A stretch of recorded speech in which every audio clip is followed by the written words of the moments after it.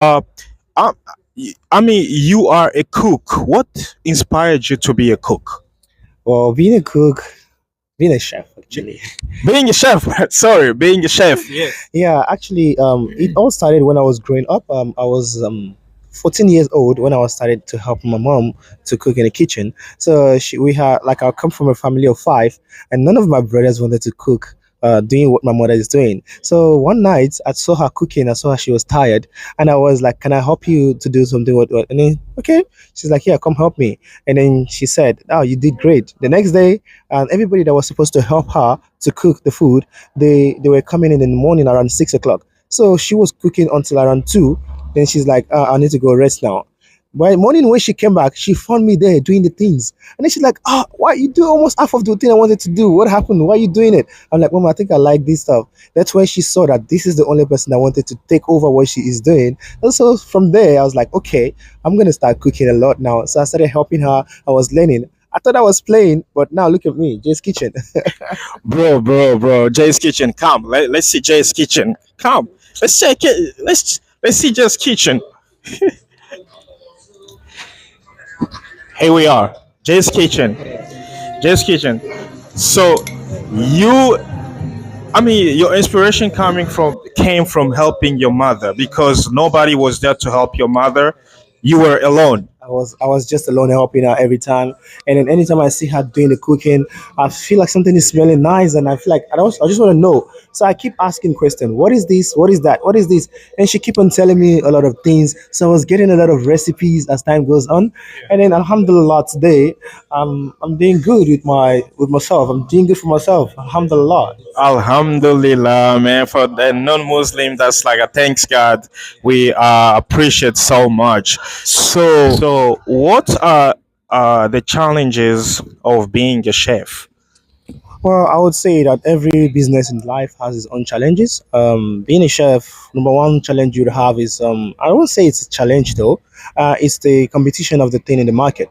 And also the things that you will go through as being a chef is you getting stocks and knowing where to get the right stuff from, and also sometimes teaching other people what you know how to do because you can be everywhere at the same time. So letting them cook the way you are cooking, it's really hard because you have to stay consistency. Yes. Consistency is like literally the great key that a chef should know. And the most challenges we all face is the staying consistent in what you are doing. If you're cooking today the same way, and then tomorrow you can cook the same way, that way you will start losing clients. And also marketing, in terms of marketing and know where to go with your product. It's really hard to know where to situate it. And also, if you're situated in a situation like where you have a place like not in the city center where you're hard to find. So you need to know how to do your marketing to get really to the destination where you want to get to. So yeah, So you mean locations matter, right? location matters. So the location where I am at the moment, it is really like a place whereby it's not too known. Those are the challenges that I'm facing at the moment. But because of the fact that you have your client base, I would say having a client base from the beginning is a really good thing before you can comment into going into any business you want to do. Have some client base that can help you to promote what you do, and then they can help you advertise. As a friend, you're supposed to be someone. It doesn't take you anything to post a friend profile and stuff, and just to get them there as well. So the challenge is that people don't want to do a lot of things for their other people because of what other people will say.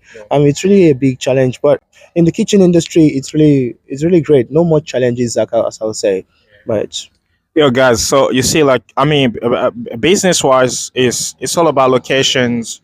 No matter what you want to create, like thinking about the people, what's your audience, what's your target, your markets, and things like that. You see, and you see things on social media, things like this, like a like can boost up the algorithm, a share can make things being discovered by a lot of people. So you don't have to be ignorant. You don't have to neglect things. Share your friends' posts to your stories and stuff like that, so they can help be they can help being discovered by millions of people on social media. Man, that's amazing, bro. So if you are about to advise someone to become a chef, what would you tell them to be? Because there is challenges, there is a lot of things you guys, you know what it takes to be a chef and what it takes to perform well and what it takes to achieve some certain goals. What would you advise people like out there? Yes, that's my favorite part actually. I always love that question. And I always tell people the only thing that you can do, like what I do every day of my life, I wake up around 5 o'clock in the morning, I pray to God first. First of all, you talk to God, you talk to your creator, because this is the person that's gonna guide your direction to know what you want to do in life. So if you can start talking to God in the beginning of your day and tell him how you want your life to be and how you want your day to be, that's number one thing first, because you can just go directly into something you don't really know what you want to do. So it would guide your path, and then also you should believe that you can do something in life. If you don't believe that you can do something, then that means why are you doing it? You need to like give yourself confidence that okay, I'm going to do this stuff and I want to do it, and you should put your mind into it 100%, because anything in life can work out. If I had lost hope because of somebody denied me of helping me, and one thing I would just say lastly is that, and if there is somebody you tell something and they don't care, you tell somebody else, and then tell somebody else, and then tell somebody else, and eventually you will run up to somebody that cares. So keep telling people, keep reaching out to people for people to be able to help you, because there is somebody God has sent that will help you. So keep telling people, I want to be a chef. I want to be a chef. And then if they can introduce you to an industry, they will introduce you. If they are into it, they'll help you as well. I mean, that's how I learned to be. I worked with the right people and a great chef. That's how I become a great chef today. And I'm still looking up to become so big a chef. I want to be like the Gordon Ramsay of South Africa. Like I want to really be big and have. Next time you see me, I want to tell you I have Jay's Kitchen in Canada, Jay's Kitchen in Dubai, Jay's Kitchen in Manchester, Hong Kong, everywhere you come to, because the dream is focus and just believe that you can achieve anything in the world. And lastly, don't forget to pray. Prayer is the key. Wow, this is so super powerful, super motivational. Guys, believe in yourself. I mean, when people talking about believe in yourself, I mean, you can do things that you think you can. Like your imagination is very powerful. Everything starts with visualization. It's all about visual. After it's visual, you use the science of pragmatism, where you can convert your ideas into actions, and then you can start to follow your goals, like pursue your goal little by little. It's not gonna work at the first time, but you got to push. You know what I'm saying? It's like playing an instrument. Like for the first time you learn to play guitar, you're not gonna make it for the first time. But if you keep on doing it, keep on practicing, it's going to work out. Jay, this is powerful. So about budgeting, you don't have budget, but you want to become a chef so bad. What would you advise people? Yeah, I see a lot of mistakes. Everybody just try to go into it. And one thing about kitchen business, everybody just see the results, but they don't know what you put into it before you get to the destination of what you get to. So, in terms of budgeting, it's really important. You should do a lot of research. Get into the market. Ask people, where can I get the best meats? Get quality stuff as well. At the same time, get it and ask for them to give you a good rate. But don't just work. One thing I see a lot of chefs do that is really bad is they do a business. They just do it for the sake of making money. But they suppose they forget about giving the service, giving the full thing that you need to make sure everybody enjoy, and then you keep consistency. So if you can keep consistency, you won't think about your marketing and all of those things. So you need to also budget. Number one, before you go into business, first of all, budget where you want to put your location. Second thing, what do you want to rent? Do you want to rent a shop that is already been used as a kitchen before, or you want to take a old space that has never been used? Then you have to do your instructor fan, you have to build your sinks, you have to do all of those things.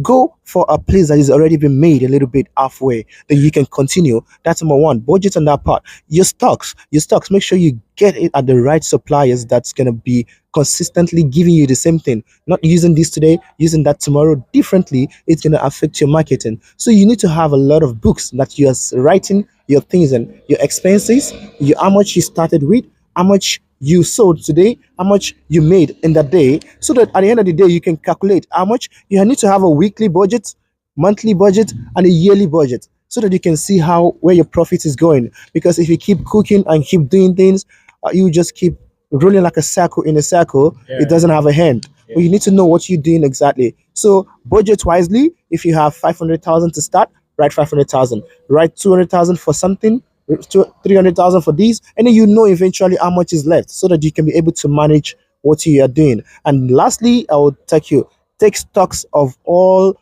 your stocks. When you take your stock in the beginning, how many portion did you have? You have 50 portion. Make sure you weigh them, gram them. If it's 500 gram you want, let everything stays on 500 gram, and make sure you weigh all of these, and then stay on that track so that you'll be able to know how much you used and how much is left in the end of the week and the month. Then you'll be able to get your own calculations, and you see the profits. If you're making profit, good. If you're not, you need to make some corrections, and then you get to the destination. Yeah, yeah. Make some correction. I mean, costing matter a lot in a business, so you need to know how to subtract, calculate the multiplying and stuff like that. What's this address if somebody wanna find you out there? This is 12 Orphan Street. It's in Cape Town here, next to Loop Street. So it's when you get here, you just look for Peckish Food Hall on your phone, or you can type it on Google. Peckish Food Hall. That's right here, Peckish Food Hall. So once you get to Peckish Food Hall, Jay's Kitchen is right inside Peckish Food Hall. This is where we wine you, we dine you, and we mesmerize you. Don't miss out from coming to Jay's Kitchen. Man, I just got some jollof rice and beef here. It's amazing. You can see the B-roll like right now. If you want some great African food in Cape Town, I mean Jay's Kitchen. It's also on Instagram.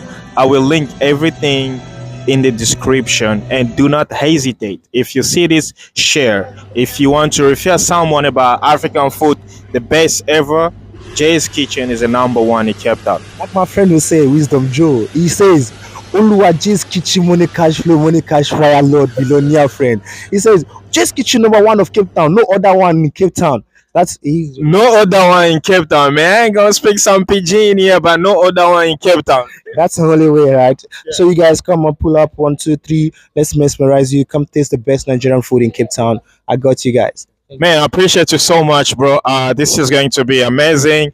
Thank you again for having us, and I wish you all the best, Jay. You know I like you so much, man. Next time you come, it's gonna be Dubai. Jay's Kitchen is Dubai. Hey, Jay's Kitchen is Dubai. Jay's Kitchen is Joburg. Kitchen in Mo.